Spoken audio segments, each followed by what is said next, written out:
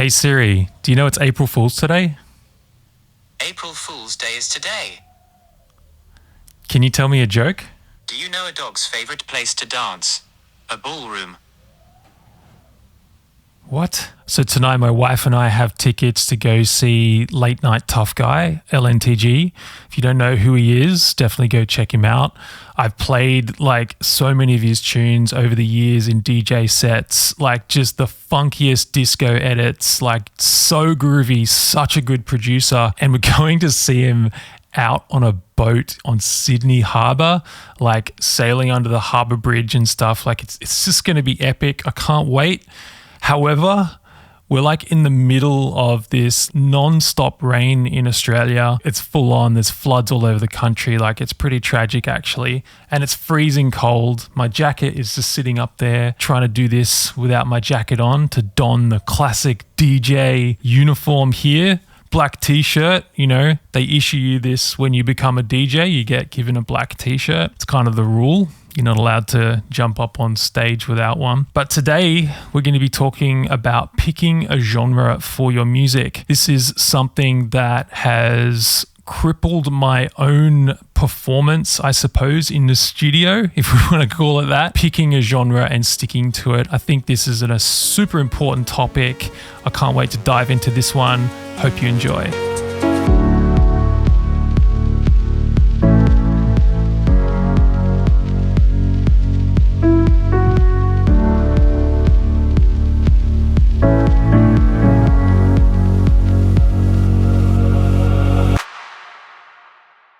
So something that I've spoken about before in a previous video was my journey from being a full-time electronic music educator who wasn't making any of their own music to then deciding to focus on myself and like rediscover my own artistry. For me, this was a really painful struggle and like a funk that took about 2 to 3 years of hitting the studio on a daily basis to really break out of. As I began this journey, I became incredibly good at making these random loops and basic ideas that seemed to cross multiple genres. They had little to no structure to them and really were a pathetic excuse for someone who'd been teaching music for the past 6 years. But I think this is a familiar place for many of us when we're in that beginner phase of not really knowing what our sound is or how to reach it.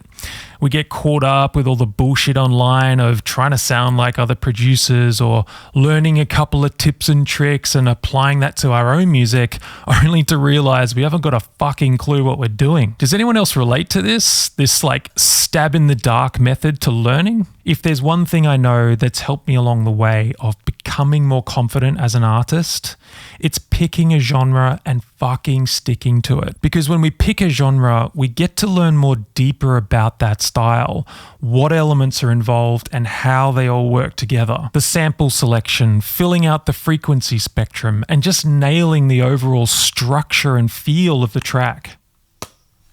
Hello? You're on my video now. Hi. When you stay in that amateurish phase of, I don't even know what my genre is, it's like a cross between multiple different genres, you know, it's hard to describe. When you don't even know what kind of music you make, how will anyone else know what kind of music you make? If all you're making is this weird cross-genre rubbish, who the fuck wants to listen to that? Now, I understand that we all want to be creative and not be held back by what other people think, and that's important. But there's also a tough reality out there that people are drawn to things that work, like a decent chord progression, structure, dynamics, a track that doesn't run for 18 minutes, certain unavoidable truths about music and aspects that are specific to a genre. Finding a genre that really resonates with you and shooting for that genre alone is going to get you far further in the long run. I know all too well the temptation of wanting to make a house track and a techno track and a down-tempo track and a funky track. I mean, we all like music, right? But your efforts will be forever divided up into so many different genres that is just going to add years to you ever seeing any real results. Stop thinking about what you want to make and decide what you're going to make.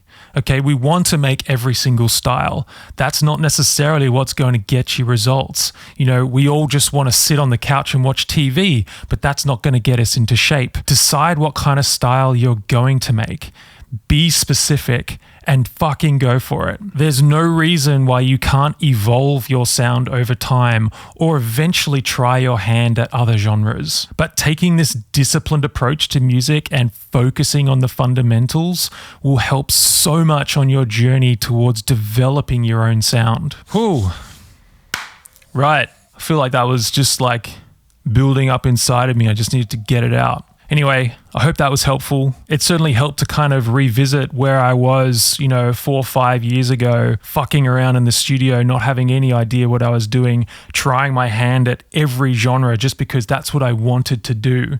But I think we just need to stop focusing on what we want to do versus what we need to do.